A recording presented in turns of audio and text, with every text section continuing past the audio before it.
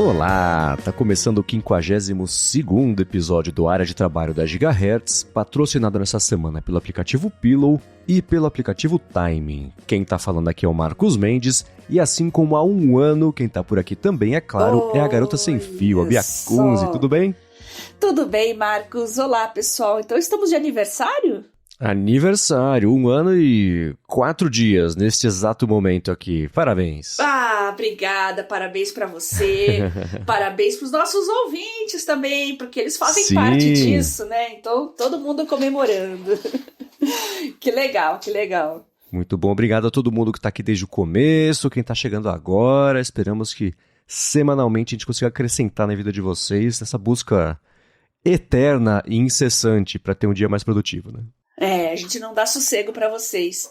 Todo dia vocês vão ter que fuçar coisa nova, vão ter que aguentar a gente por muito tempo ainda, viu? Vão ter que experimentar muita coisa. Isso aí. Agora, Bia, falando em muito tempo, como é que tá o lance do seu carregador da Samsung? Ih, caramba, eu acabei de olhar aqui a atualização lá do meu rastreio e o status ainda está aprovando o pagamento. Então, nem saiu ainda. Ai, Samsung. Já faz um mês que você comprou o telefone, não? Não, faz... Quando que foi mesmo? Foi o comecinho agora desse mês, mas não chegou a um mês ainda não. Ah, então tá. Beleza, porque veio isso aí, né? Porque são 30 dias pra pedir, aprovando o pagamento, pode falar que não era pedido ainda. Exato, né? Lembrando que eu fiz a solicitação durante o feriadão. Eu comprei na segunda-feira da semana do feriadão, né? Então, não tem um mês ainda, porque já era junho, mas a solicitação foi bem no meio do feriado, então eu comecei a contar a partir de segunda-feira.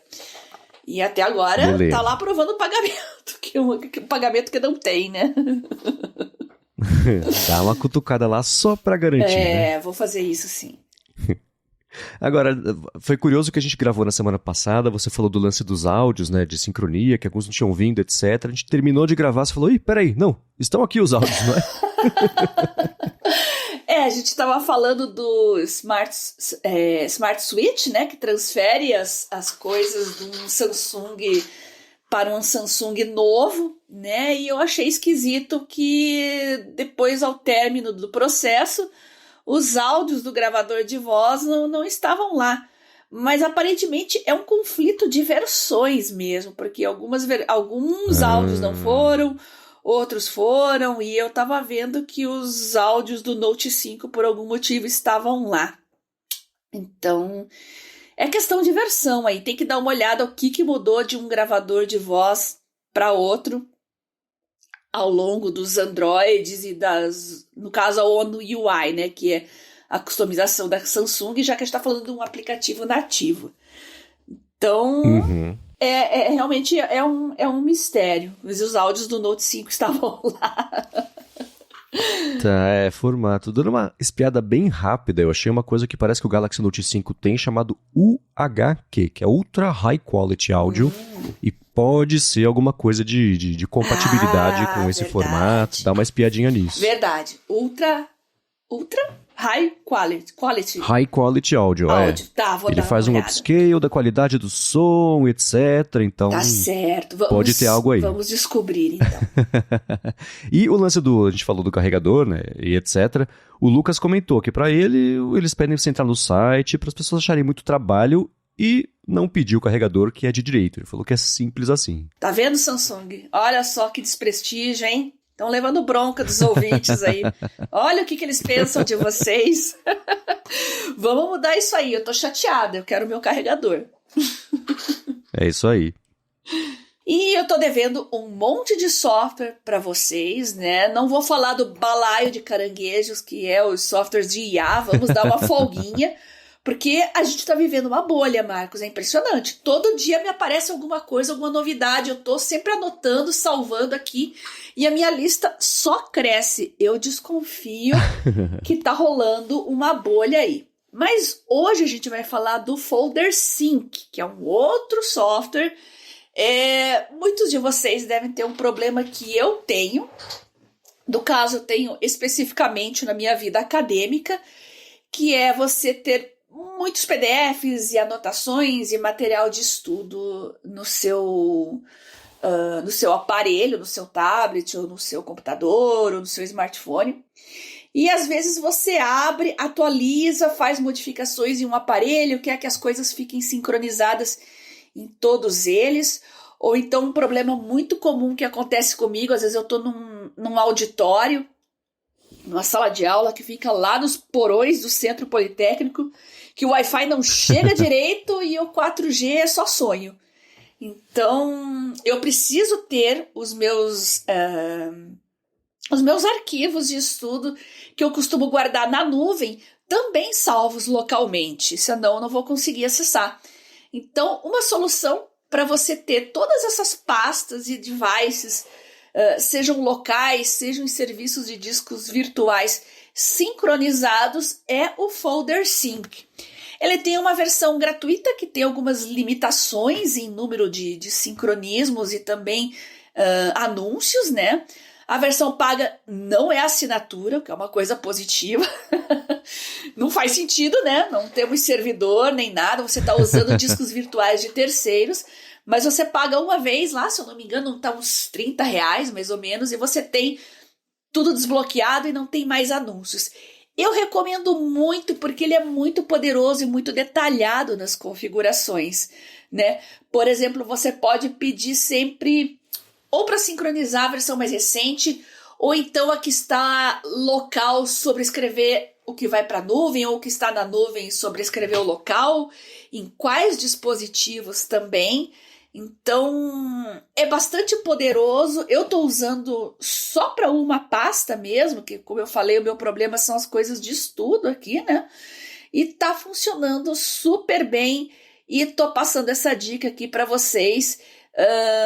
Funciona também em computador, em tablet, smartphone, em diversos sistemas operacionais.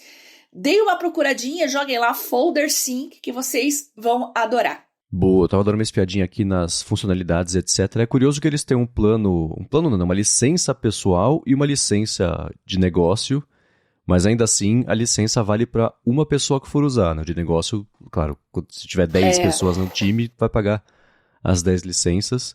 E abriu em euro aqui por algum motivo já direto o site, então são 10 euros a licença pessoal e 15 a licença de negócios. Mas é uma ideia interessante essa de ele ser o facilitador da sincronia e você fornecer os destinos de sincronia e ele só fazer esse meio de campo. É uma ideia bacana e, sendo confiável, bem legal. Exatamente, é bem legal. E às vezes você tem coisas que estão no Google Drive, outras estão no OneDrive, outras estão no Dropbox.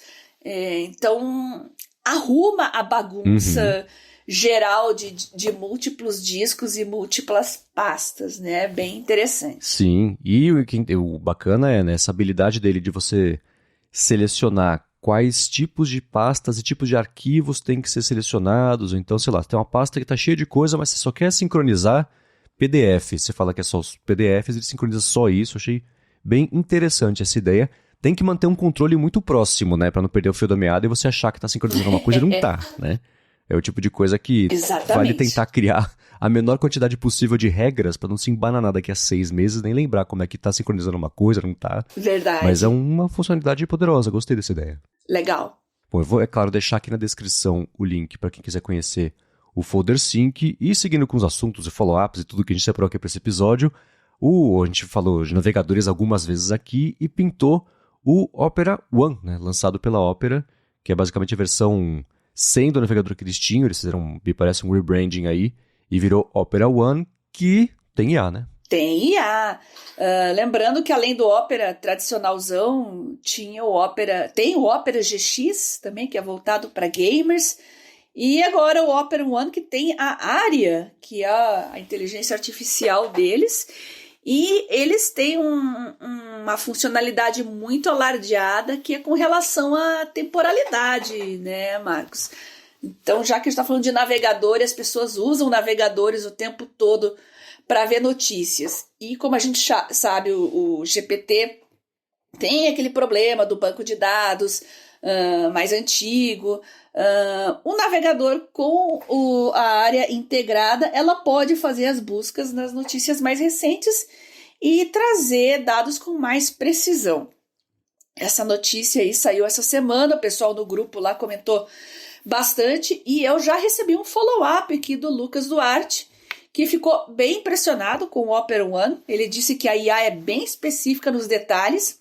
Ele perguntou a temperatura atual na cidade dele, em Porto Alegre, que respondeu até em décimos, ali 16,8. Ele foi lá dar uma conferida nos sites de meteorologia, realmente bateu, né? Disse que estava nublado e tal. E ele também pediu para saber o que rolou no evento da Ubisoft 2023. E a IA devolveu a ficha técnica de um youtuber que não é tão conhecido, mas é prestigiado e admirado pelo nosso ouvinte. Então, tá aí, aprovado, e eu vou baixar, vou testar também. Fica a dica para vocês a experimentarem o Opera One. Mandem o seu feedback e também mandem as pisadas na bola, que a gente adora saber também o que funciona e o que não funciona, né? Eu achei boa essa ideia de ter uma barra de comandos, basicamente, para você pedir para IA, ou ir atrás de coisas, ou tirar dúvidas, né? No exemplo que eles deram, tem uma pesquisa como se fosse do Google. O que é viés cognitivo, etc. Tem um atalho para você chamar essa barrinha, que é bacana também, né? Que é o Control ou Command barra, o que para mim eu ia ter que trocar, porque para mim o Command barra chama o buscador de atalhos do Text Expander. Então eu teria que fazer algum tipo de customização aí. Mas é legal. Eles voltaram com o negócio de agrupamento de abas, que agora virou Tab Islands, que tinha, aí sumiu, agora voltou com esse nome. Eu acho que esse lance de você ter uma IA integrada ao navegador vai ser padrão. Daqui a um ano, a exceção vai ser estranho quem não tiver, né? Pois é.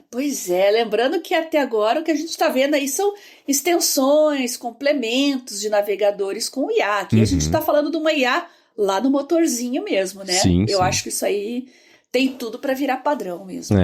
E funcionando bem, especialmente no caso de navegação, que geralmente a gente está em busca de coisas atualizadas, é chave funcionar direito e isso e não fazer, que nem, por exemplo, o lance...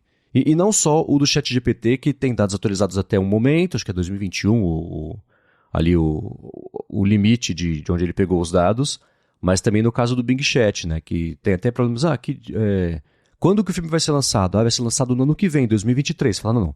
Estamos em 2023. Você fala, não, ano que vem é 2023, né? Então, existem alguns problemas de matemática aí.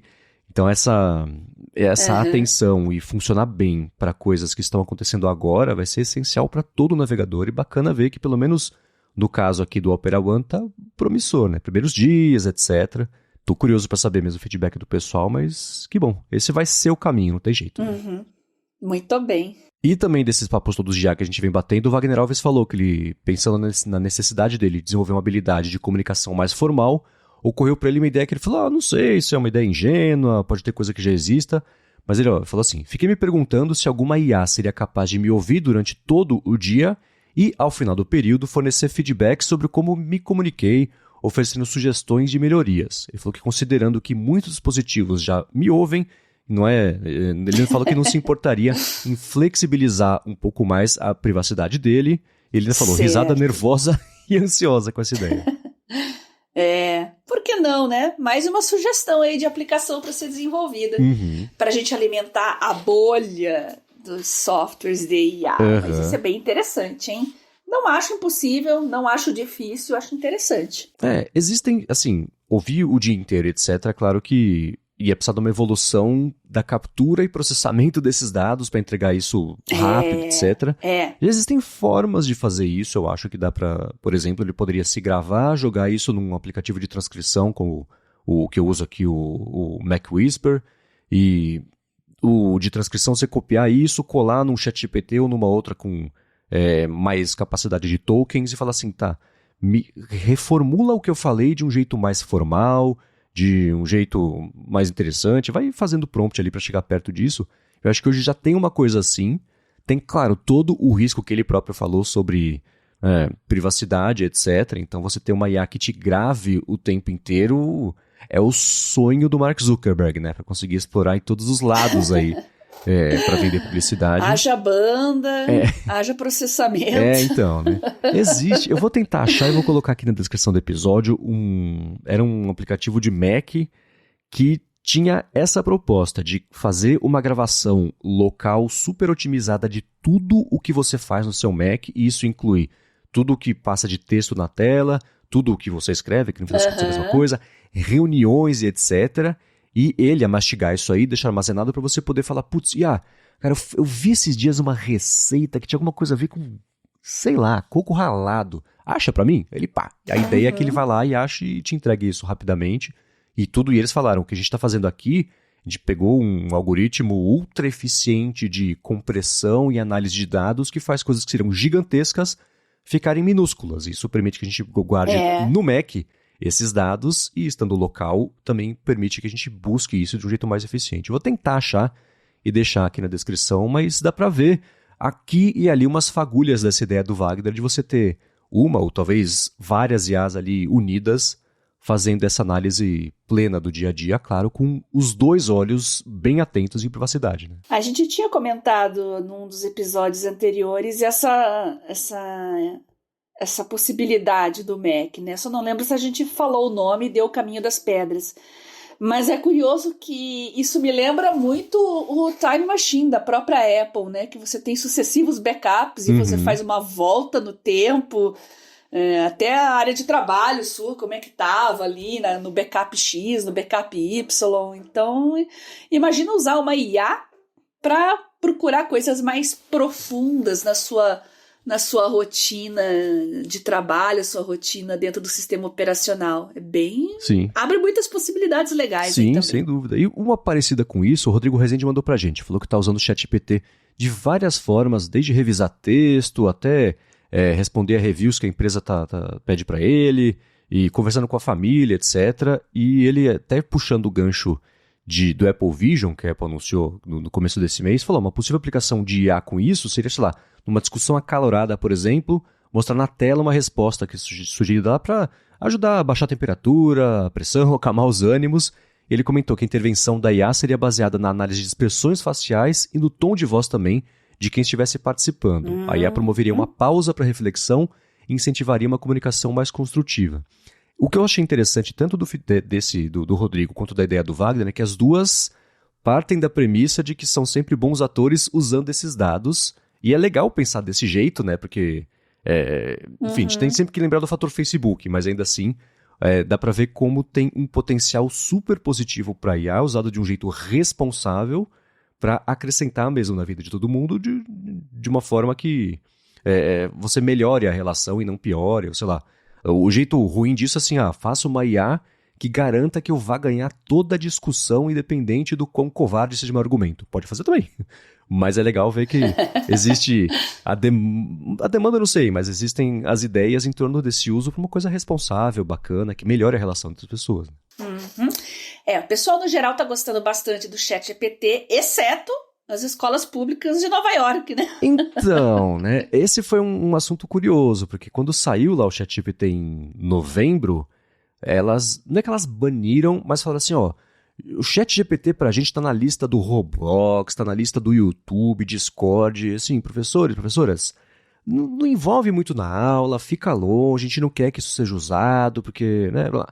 Aí passaram 3, 4 meses e perceberam que fazer esse tipo de banimento não ia dar certo e reverteram isso, e as escolas públicas vão passar a trabalhar em planos de estudos e desenvolver planos de relação entre professores e alunos para integrar os modelos de IA, não só ChatGPT, mas todos os outros também, os que, claro, fizerem sentido de entrar, para isso complementar a aula e não, ao invés de ficar brigando contra a gravidade, vamos usar a gravidade em favor do ensino.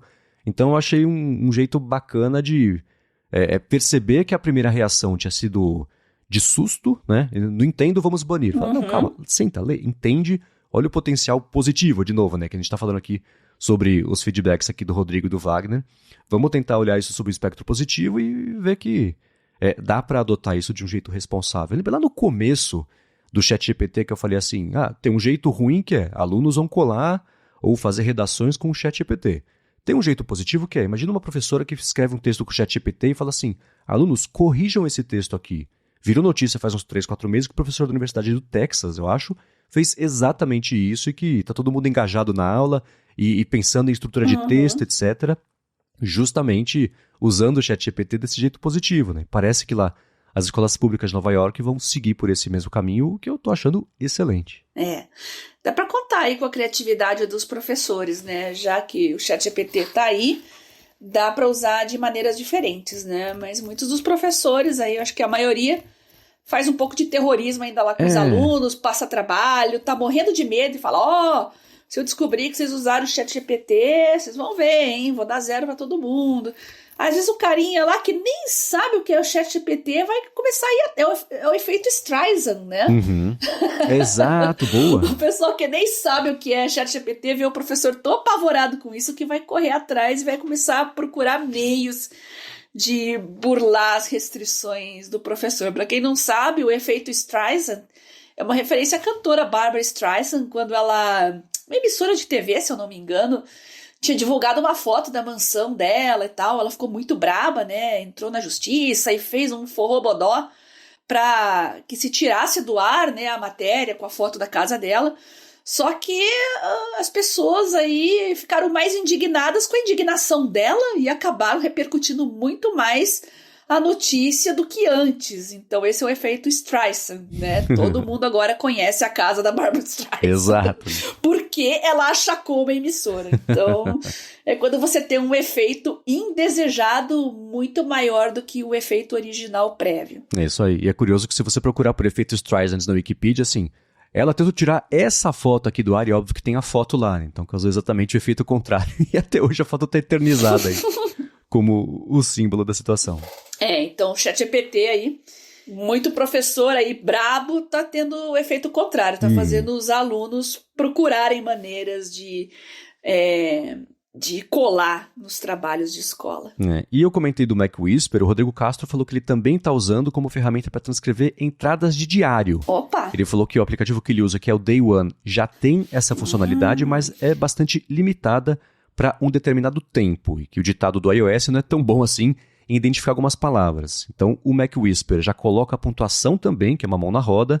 Ele falou que gosta de ter um áudio para ver, né, o tom dele, como é que ele estava se sentindo, e uma versão em texto para poder ter uma busca mais aprimorada ali e facilidade também de entender o que estava se passando de uma forma mais geral, sem ter que ouvir um áudio grande. Ele falou que é quase uma sessão de terapia, e eu achei interessantíssima essa aplicação que ele está usando. Legal. Muito bom. Day One, já experimentei ele, achei muito legal também.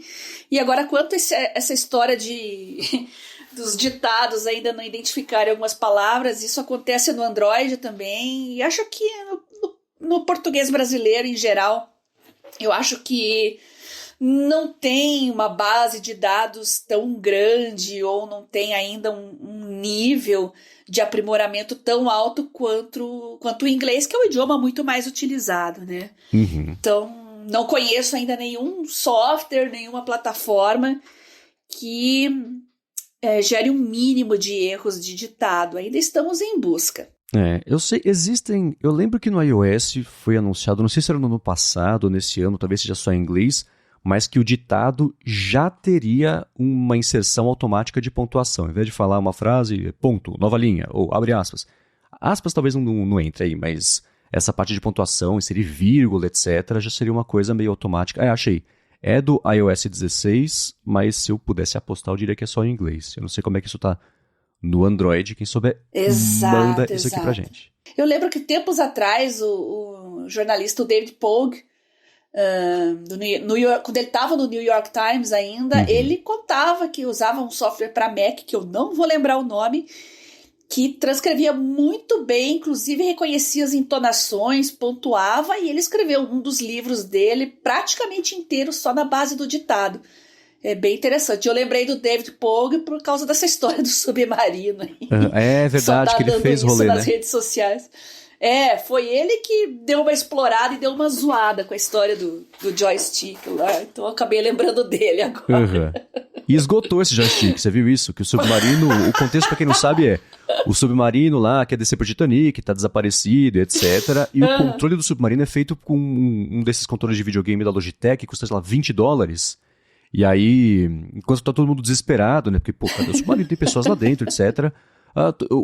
Esse lance do controle viralizou e esgotou no site da Logitech o controle esse de $20, que é o do submarino lá. Então tá todo mundo atrás desse controle. E o pessoal tá até fazendo umas brincadeiras online com a Logitech aí. O pessoal tá comentando que as ações da empresa simplesmente despencaram, mas não tem nada a ver com o incidente, não. É porque o CEO da Logitech pediu demissão aí, pediu pra sair alguns dias atrás. Mas o pessoal gosta de uma teoria da conspiração, né? Mas tomara que dê tudo certo lá com o lance submarino, porque, putz, que situação, né? Agora eu vou...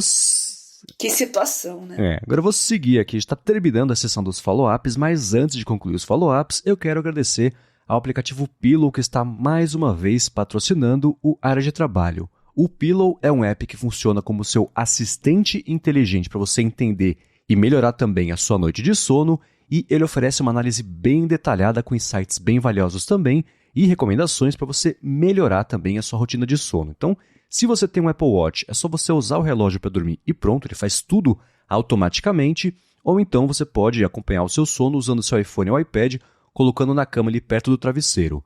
O Pillow tem uma função que é bem legal de alarme inteligente, que escolhe, fica de olho quando você está num estágio mais leve do sono para acordar, isso até 15 minutos ali, quando chegar no horário que você marcou que você quer acordar. E uma outra coisa bacana também é que ele oferece a opção de usar Machine Learning para categorizar os sons que acontecem durante a noite. Então, para você ver se você continua roncando e você achava que tinha parado de roncar, parte de apneia do sono, fala também e coisa assim. A interface dele ela é bem fácil de usar para você explorar e entender também melhor os dados aí do seu sono, e os algoritmos que fazem essa análise estão em evolução constante, de olho em estudos aí, achados científicos que saem sobre estudos também sobre o sono. Quem usa o Pillow com o Apple Watch curte também ver a análise da frequência cardíaca para cada sessão de sono, para ver, por exemplo, a queda na frequência cardíaca, a variação da frequência, nível de oxigenação também do sangue e até frequência da respiração durante o sono. Eles se preocupam, claro, muito com privacidade, então tudo o que é coletado é criptografado e armazenado do jeito seguro no aparelho, e se você quiser, dá para armazenar também lá na conta do iCloud. A análise do som também que acontece, ela só acontece no aparelho, né? Então no iPhone ou no iPad, e isso nunca vai para a internet. Por fim, no Apple Watch também, eles têm diversas complicações para você deixar ali, já acordar, bater o olho, ver um dado ou outro ali que você preferir, que você queira ver com mais rapidez do que acessar o aplicativo. E além disso tudo, ele é totalmente traduzido para o português, que é uma coisa bem bacana e tinha que ser mais comum também. Para conhecer melhor o Pillow, faz o seguinte, vai em pillow.app, pillow.app, tem link aqui na descrição do episódio. Ele é de graça na App Store, mas tem uma assinatura para você poder destravar todas as funcionalidades. Mais uma vez, pillow.app. Muito obrigado ao Pillow pelo patrocínio contínuo aqui do Área de Trabalho e pelo apoio a toda Gigahertz. O aplicativo Pillow pode ser um auxiliar no seu diagnóstico. Instale, não precisa nem ter o Apple Watch, faça um teste e veja se é isso mesmo. E veja se você vai precisar fazer alguns ajustes na sua rotina e nos seus hábitos. Muito obrigado ao pessoal do Pillow por patrocinar o Área de Trabalho. Muito obrigado e vamos lá. Você tinha comentado, Bia, faz uns episódios sobre IA para saúde, né? E a parte de pesquisa, bibliografia e tal, lá no PubMed. E o Felipe Todeschini falou que o Google comprou faz uns anos, foi em 2014, eu acho, a empresa DeepMind. Eles estão fazendo um grande modelo de linguagem para a comunidade médica. Essa IA está sendo chamada de MedPalm e ela combina 6 conjuntos de dados que vêm de MedQA, MedMCQA, PubMedQA, LiveQA, MedicationQA e MMLU. Ele falou que isso não está lançado ainda, mas em breve deve estar no mercado, e linkou para um estudo que eu vou deixar aqui na descrição do episódio, um PDF que está lá no archive.org, que é justamente aí sobre como é que isso deve funcionar. Bem interessante, né? Tô sabendo do MedPalm, tô acompanhando bem de perto e também tô ansiosa para ver no que vai dar isso aí. Parece muito promissor. Conforme essas IAs forem evoluindo, especialmente no caso dessas de grandes de LLMs, né, os modelos de Large Language Models, eles forem resolver o lance da alucinação, eu não sei, então vou inventar e vai parecer que é de verdade. Isso não pode acontecer quando você está lidando com coisas médicas, né? Então, bacana ver que existe um investimento bem grande, bem importante, específico para isso, combinando já conhecimentos de outros lugares, né? Porque para que partir do zero, se para algo tão importante assim, dá para todo mundo juntar um pouquinho, cada um seus palitinhos ali e contribuir para um bem maior. Então, para quem tiver interesse sobre isso, vale dar uma espiada nesse estudo, que ele deixa de um jeito bem claro e bem otimista também, né? Fiquei empolgado em ler o estudo e ver o potencial que isso tem, até a parte de acerto, né? Da previsão que eles têm de como é que isso pode evoluir e deixar mais rápido, mais preciso um diagnóstico. É bem bacana esse assunto inteiro, né? Muito legal. Com certeza. Vamos lá, e falando do grupo Meta, Facebook e Instagram, agora vão ter selinho de verificado pago. Nós avisamos. Vocês ficaram no chororô por causa do selinho, agora vocês vão ter que pagar selinho no Insta também, no Facebook, olha só. Então, R$55 pelo aplicativo, também vai dar para assinar pela web, por um pouquinho mais em conta. Por enquanto, só para pessoas físicas, né? O que é curioso, porque as funcionalidades são interessantes para a empresa, mas possivelmente eles devem fazer um pacote melhorado para empresas, creio eu, né, no futuro, bem mais caro também. Uhum. Então, por enquanto, só para pessoas físicas e, por enquanto, quem já tenha verificado não vai perder. Mas, sei lá, um passarinho tá me dizendo que esse verificado grátis aí não vai durar muito, não. Eles vão deixar o pessoal se acostumar com a ideia, aí lá pra frente eles começam a tirar aos poucos. Pode esperar. Eles disseram que estão revisando basicamente o que significa ser uma conta verificada para voltar à proposta que eles tinham, que a verificação é só garantir que essa pessoa ela é quem ela diz ser, e não que é uma pessoa que conseguiu destaque na área dela e por isso ela tem uma notoriedade maior e ela é verificada por conta disso, né? A expectativa versus realidade do que virou o selo de verificado em toda a plataforma, na verdade, não só em Twitter e Facebook, Instagram, mas essas, claro, sendo as principais. Então, a minha aposta é assim, você quer manter o seu selo verificado legado, você pode fazer isso, você não vai ter acesso a todas as ferramentas que eles vão colocar para o verificado pago, e aí, ao longo do tempo, as pessoas falam, putz, vale mais a pena, já que eu sou verificado de qualquer jeito, eu pago pela verificação e tenho acesso a essas ferramentas, desde que elas sejam de fato úteis para quem cria algum tipo de conteúdo, que geralmente é quem vê mais valor em ter esse selo de verificado. Né? Então, comparando, e é inevitável fazer essa comparação com como é que foi, não falando do lançamento, que o lançamento foi aquela catástrofe toda, mas como é que está hoje a verificação lá no Twitter, essa que o Facebook lançou, me pareceu ter sido feita com um pouco mais de cérebro colocado ali para lançar do jeito certo, vou dizer. Então, é caro, né? R$55 por aplicativo, quer fazendo os dois, você vai pagar R$110 por mês para ter essa verificação. Aposto que lá para frente vai ter também não um 2 por 1, mas sei lá, ao invés de pagar duas vezes, você paga uma vez e meia e você verifica os dois. Tem que ver qual que vai ser o preço na versão web também, que não está no ar, falando só que vai ser mais barato, que vai existir, mas lançaram direto só no aplicativo por enquanto. E o principal o que eles devem começar a fazer é que nem o Twitter está fazendo no fim das contas, que não só ferramentas, mas ter funcionalidades específicas para quem assina. Então, desde a parte de edição de uma postagem, que hoje é de graça, por exemplo, lá nas plataformas do Facebook, mas essas coisinhas assim, vai ter acesso, sei lá, acho que só quem assina o Twitter Blue tem acesso ao Spaces, né, que você comentou na semana passada. Exatamente. Como host, sim. Como host, precisa ser assinante. Para participar, qualquer um pode. Ah, tá, ok. Mas essas limitações para incentivar o pessoal a fazer. E aí quem for assinar o verificado legado não vai ter nada, vai ter só o selo. Claro que muita gente vai se dar por satisfeita por ter só o selo, né? Porque no fim das contas o objetivo é esse, me parece. Mas ainda assim, acho que essa vai ser a evolução dessa coisa toda para todo o mercado social, não só para esses três, né? No começo você falou uma coisa muito certa, né? Essa história de verificado. Tem que mudar esse conceito, porque não tem mais verificação nenhuma aí. Não é um certificado de autenticidade, de identidade, nada disso. É só uma conta pagando para ter umas funcionalidades extras e aumentar o alcance, que acho que vai ser o maior atrativo também para Facebook, Instagram. criador de conteúdo, influencer, etc, né? Então, todo mundo vai querer manter ou ampliar o seu alcance. Agora, verificado é um nome que a gente vai ter que derrubar, porque não tem verificação nenhuma mais. E eu continuo achando que tem que ter alguma maneira de determinadas contas poderem comprovar que são realmente aquela pessoa que está postando, né? Ou em nome dela, ou uma equipe em nome dela.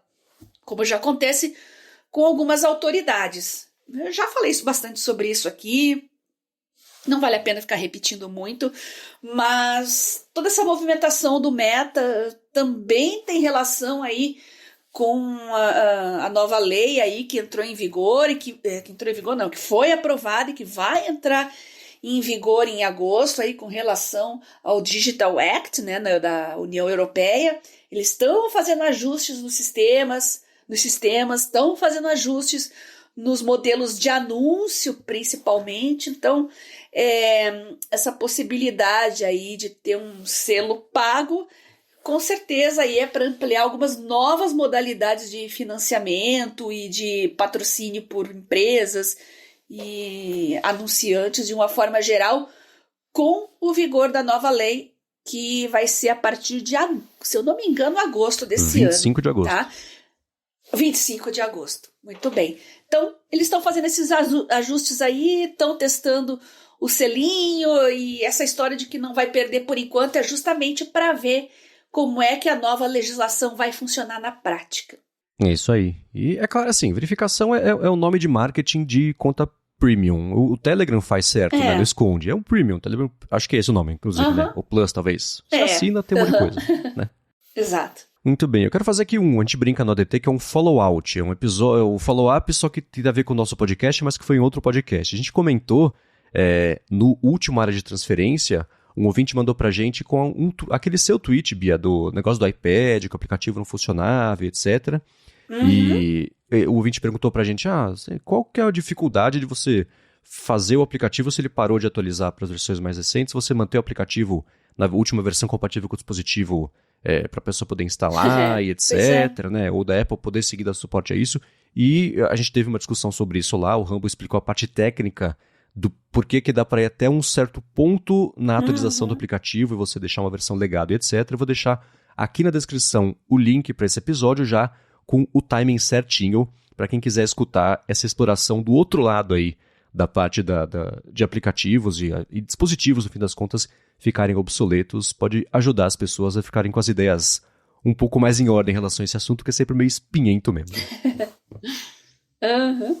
E falando sobre tablets, aconteceram duas coisas na última semana. A primeira foi uma matéria que pintou, que disse que a venda aqui no Brasil de tablets caiu 26% no primeiro trimestre desse ano na comparação com o ano passado.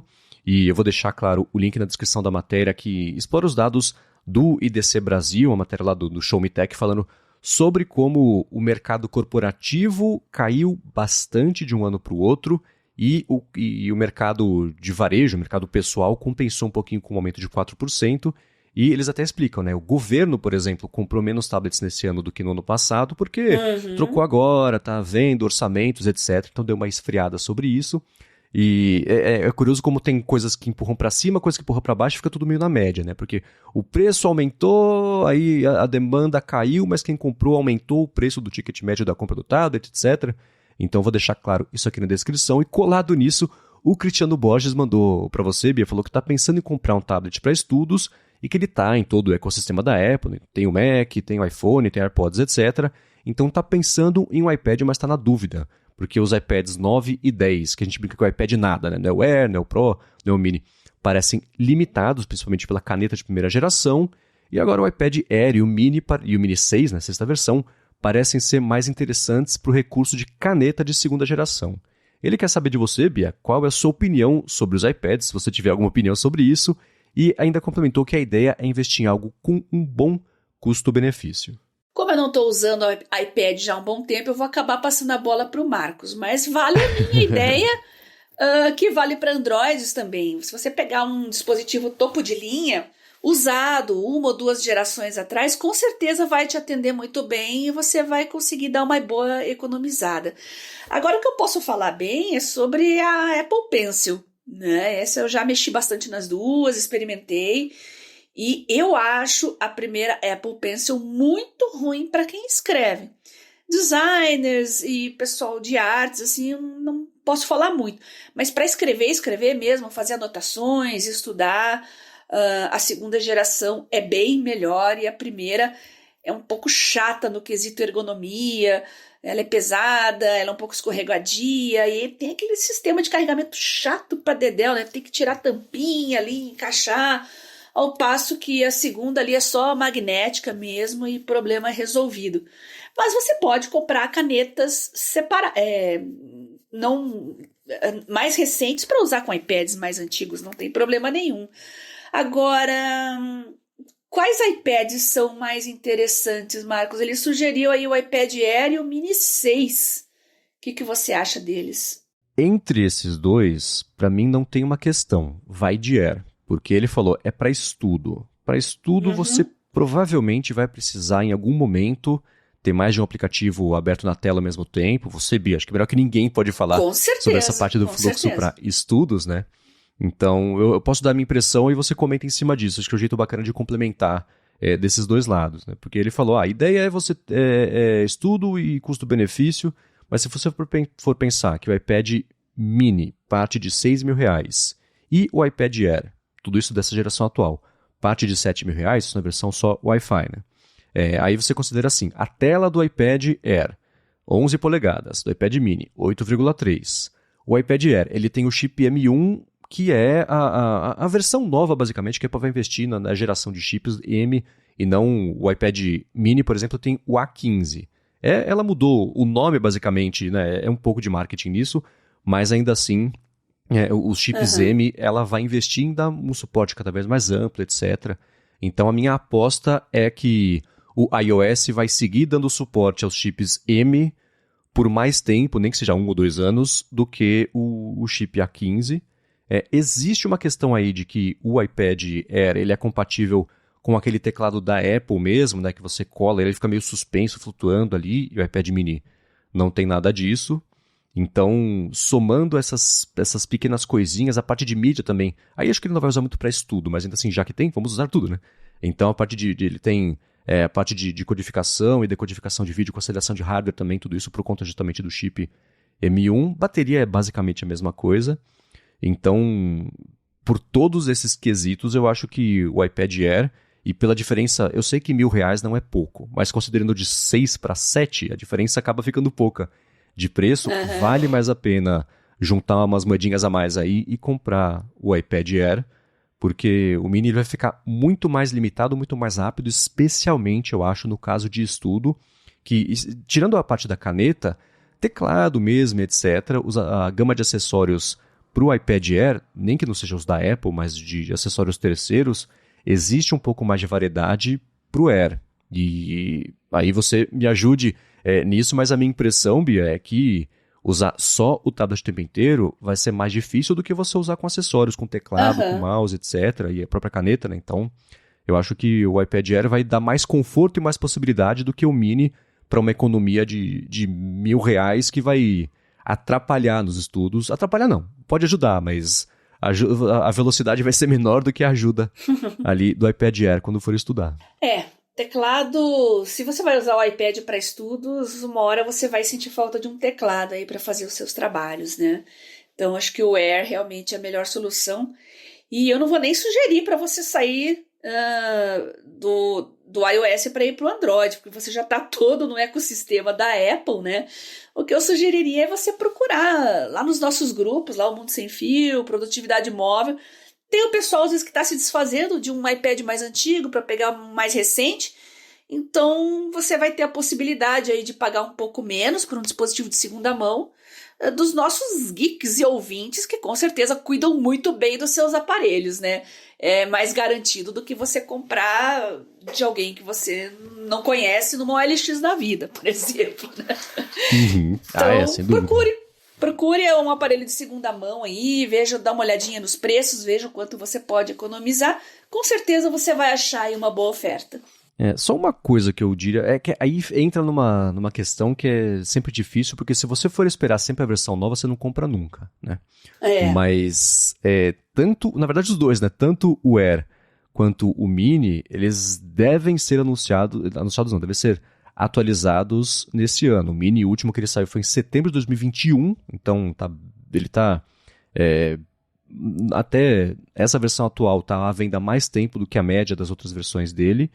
E o Air também, né? Foi em março de 2022 e é provável, assim, eu tô dizendo com base em quase nada, que em outubro pinte uma versão nova, né? Então, existe toda aquela questão de, mesmo que saia uma versão nova, essa versão que você vai comprar, ela vai seguir funcionando e vai seguir sendo atualizada por um tempo e ainda é um hardware bacana, mas tem o asterisco de assim, você corre o risco de comprar e daqui a 6 meses sai uma versão nova. Então, não é um problema, mas acho bom sinalizar. Agora, entre o Air e o Mini, eu iria de Air sem nenhum tipo de reserva. Acho que a minha recomendação é essa. Acho que fechou, então. Concordo plenamente. E para estudo, assim, de modo geral, faz um tempo que a gente não fala sobre isso e pode até ter mudado para você a forma como você lida com estudos com tablet. Tudo bem que você usa Android, que tem as suas diferenças com iOS, mas conceitualmente, que tipo de dica você dá para ele otimizar o uso aí do tablet para estudar? Dia a dia, etc. Poxa vida! Olha, eu recomendaria ouvir os áreas de trabalho anteriores, porque a gente falou muito disso, né? Principalmente nos primeiros episódios lá. Cristiano, se quiser dar uma ouvida ou uma reouvida, puxa, a gente deu muita dica aí de otimização para estudos em mais de um episódio.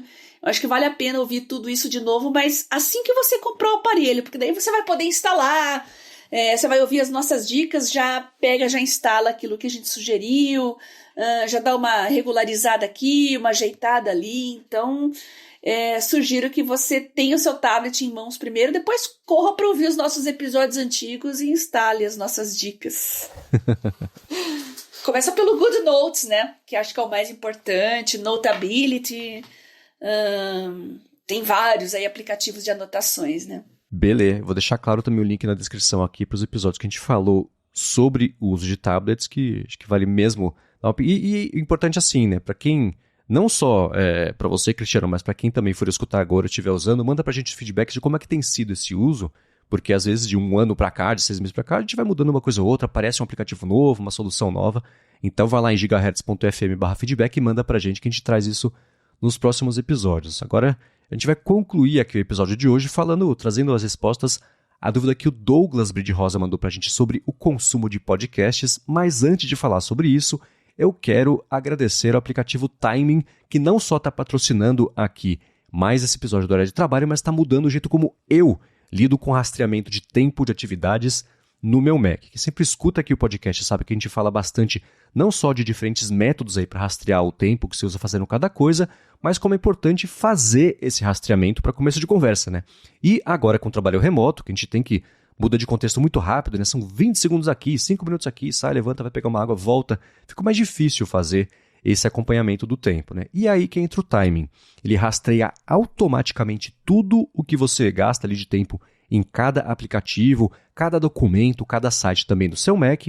Assim, você pode fazer esse acompanhamento sem ter que levantar um dedo para você ver exatamente para onde o seu tempo está indo. Ele funciona basicamente com qualquer aplicativo do seu Mac, então entra aí navegadores, ferramenta de trabalho remoto, né? Inclui o Slack, Microsoft Teams também, editor de texto e etc. E ele pode até importar os dados do Screen Time do iPhone e do iPad, que é um diferencial bem bacana aí nesse segmento de aplicativo de rastreamento de tempo. Além disso, ele oferece automações também adicionais, como reconhecer quando termina uma videochamada, e você pode ir lá, ele mostra um pop-upzinho, você fez uma videochamada no Google Chrome aqui, no Meet, das 9 às 10h45. Do que era? Quer colocar um título? Quer colocar a descrição? O que era? As categorias também de trabalho, de projeto, etc. Então, nenhuma reunião fica fora aí da sua contabilização de tempo. E se você precisar fazer algum ajuste também, né? A reunião começou às 9, mas, sei lá, de verdade começou às 9h05, você vai lá na timeline, que é bem fácil de mexer, é uma interface gráfica bem bacana, bem interessante. você também faz esse ajuste manual. Para quem tem um uso mais avançado, ele funciona com Apple Script, com Zapier também, tem até uma Web API própria e ele também dá suporte a membros de uma mesma equipe, né, para você compartilhar o rastreamento sem violar a privacidade, o que, claro, é muito importante. E isso é ótimo para trabalhos que são colaborativos, né, ou numa empresa, ou no freelance, e quando chega a hora de você fazer os relatórios, você exporta em PDF, em Excel, em CSV, HTML também, aí você pode criar recibo, né, faz aí do jeito que você prefere, do jeito fácil e rápido os seus timesheets. Agora, a melhor parte é a seguinte, acessando timingapp.com/adtrabalho, o link está aqui na descrição do episódio, porque assim eles sabem que você veio aqui do podcast, você aproveita uma oferta especial. Ele oferece já 30 dias grátis para você testar e 20% de desconto para você assinar o plano anual, mas por esse link, timingapp.com/adtrabalho, você ganha mais 10% de desconto no seu primeiro pagamento para fechar a assinatura. Então, mais uma vez, vai lá, timingapp.com/adtrabalho, dá uma espiada e assume o controle aí do seu tempo sem ficar usando timers. O link também, de novo, está na descrição do episódio. Muito obrigado ao Timing pelo patrocínio de mais esse episódio do Área de Trabalho e pelo apoio a toda a Gigahertz. Olha só, um excelente aplicativo de produtividade.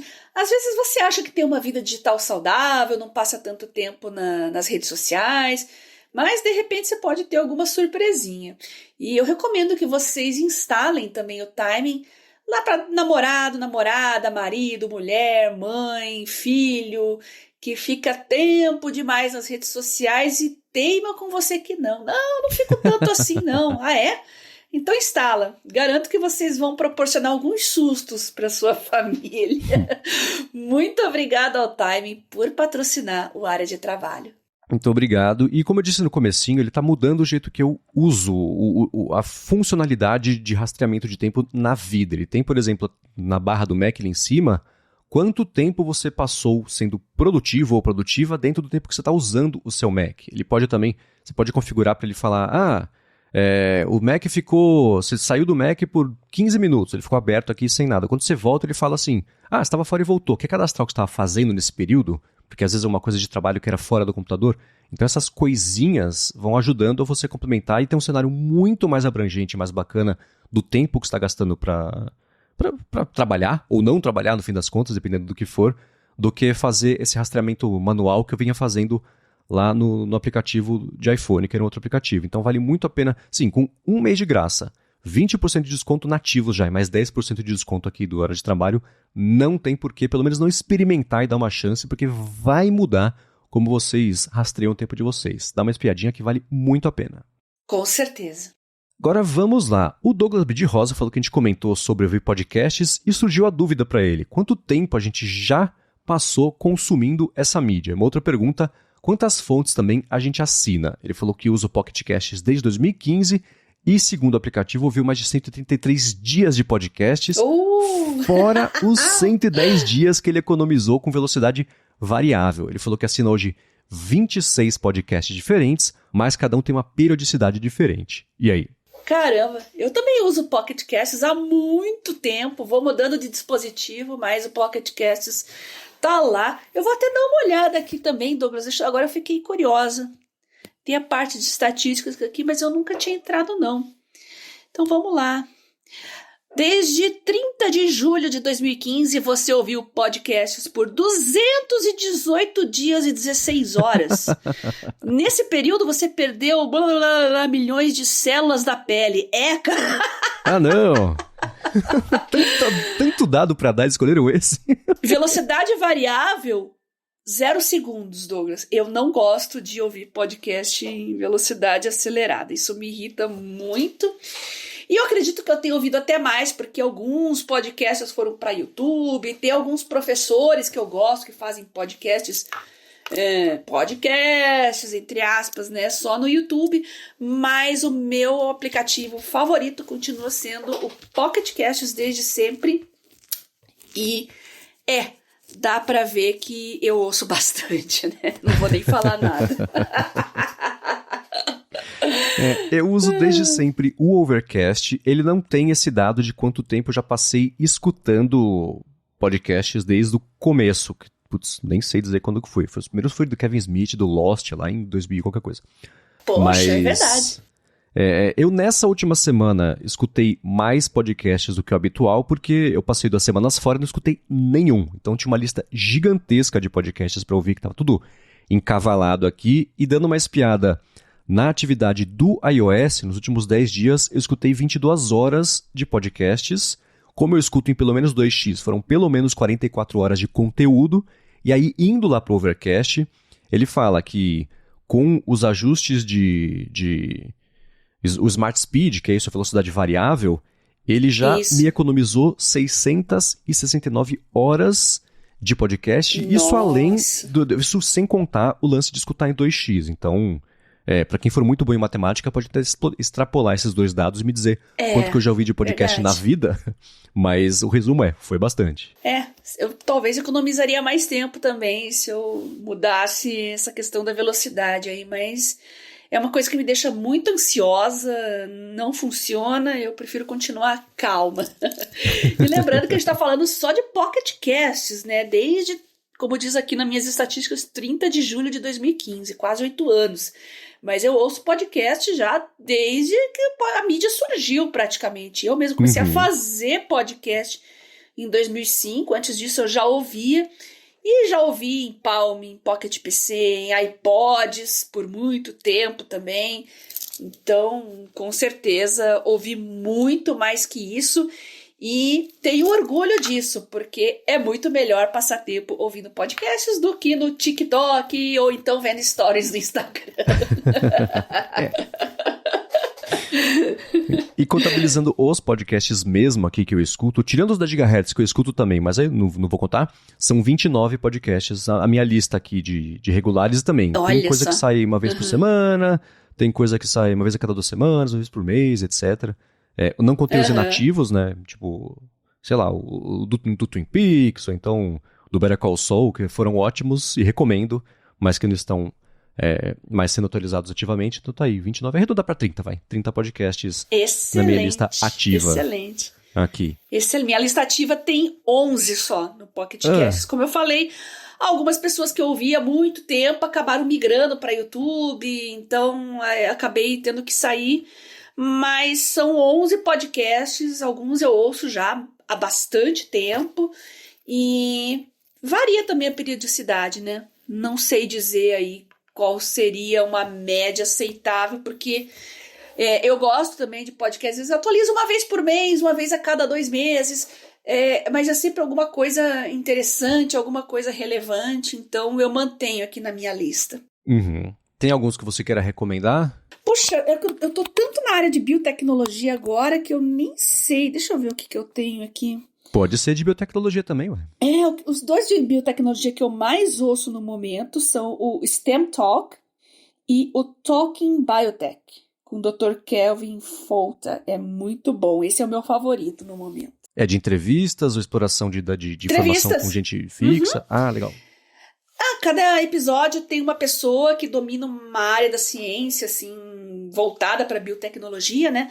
Então, uma hora tá falando ali de vacinas, outra hora tá falando, deixa eu ver, dar uma olhadinha aqui.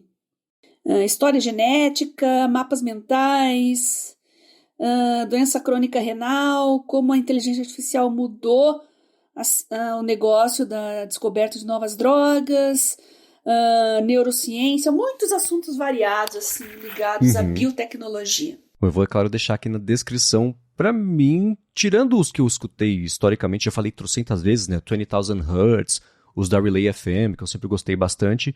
Tem um que é relativamente novo que eu tô gostando, que é o Hard Fork. Ele é com o Casey Newton, que é do Platformer, e com o Kevin Roose, que é do New York Times. E eles falam de um jeito... Os dois são divertidíssimos. Sobre os assuntos da semana de tecnologia, e tem falado muito, claro, sobre IA. Exploraram recentemente também essa treta toda do Reddit que está acontecendo e que, putz, isso a gente pode deixar para um outro momento para falar, mas que confusão, né? E repercutem, né? Teve todo o lance de cripto recentemente também, que vai ter alguma regulamentação americana, etc. E os processos que foram abertos contra a Binance e a Coinbase lá. Então esse acho que vale escutar, que é um jeito diferente de um tema que pode ser batido, 2 caras falando sobre tecnologia, mas eles conseguiram achar uma fórmula nova de fazer isso aí. Passei recentemente a escutar o do Lex Fridman. É difícil escutar um episódio inteiro, que eles têm, 4 horas, e ele vai e volta, explora. E essa de entrevistas, né? Ele entrevistou recentemente o Mark Zuckerberg, que melhorou bastante na forma de ser entrevistado. Tem um que tá na fila aqui, que é com o Jimmy Wales, da Wikipedia.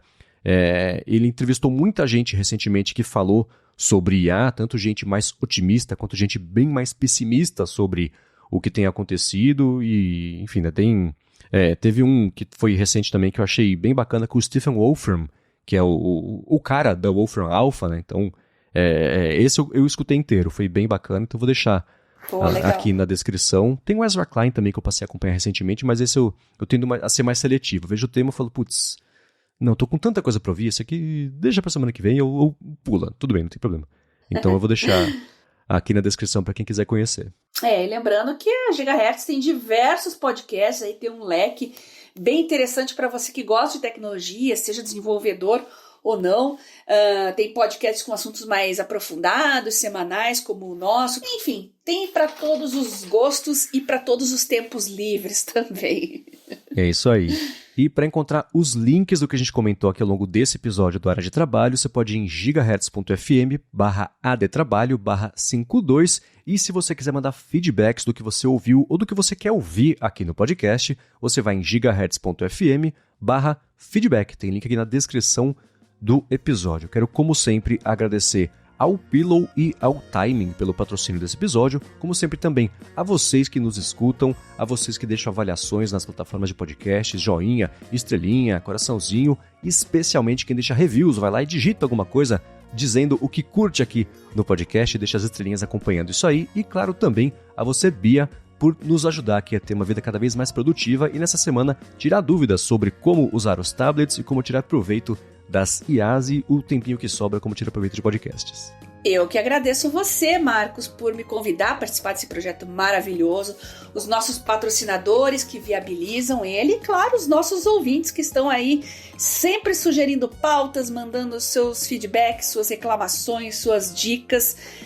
Não se esqueçam que lá no Telegram tem o grupo Mundo Sem Fio, o Produtividade Móvel, tem o meu canal. Vocês podem mandar uma mensagem privada para mim no @BiaCunze, com suas dicas, sugestões e comentários, ou então pedir os links dos grupos que eu mando rapidinho para vocês.